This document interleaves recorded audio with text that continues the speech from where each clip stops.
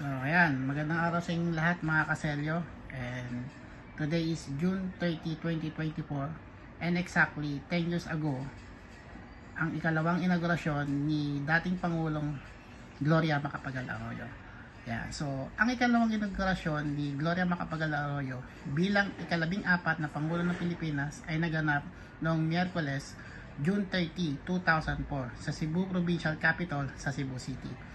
Ang inaugurasyon ay minarkahang pagsimula ng ikalawang termino at buong 6 na termino ni Gloria Macapagal-Arroyo bilang Pangulo at ang tanging 6 na taong termino ni Noli de Castro bilang pangalawang Pangulo. Ang panunumpa sa panunungkulan ay pinangasiwaan ni punong maestrado ng Korte Suprema ng Pilipinas na si Hilario David Jr. Bago iyon, binigkas ni Arroyo ang kanyang talumpati sa Quirino Grandstand sa Maynila. So, ito po yung inisyu na commemorative stamps para sa event na yon. So, makikita natin ang value nitong nasa taas is 6 pesos at ang panunumpa ni Gloria Macapagal-Arroyo, kasama dyan yung kanyang pamilya at si Justice Hilario Davide na pinangasiwaan ang inaugurasyon. So, dito naman po sa baba ang kanyang talumpati. Medyo may mataas ang value.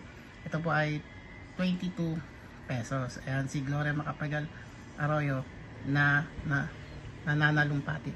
So yun, maraming pong salamat sa panonood sa video ko, and sana po ay suportahan nyo ang aking page kung gusto nyo po ng marami pang stamp story at stamp kwentuhan. So yun lamang po sa ngayon. Maraming salamat po at mabuhay ang Pilatili dito sa Pilipinas.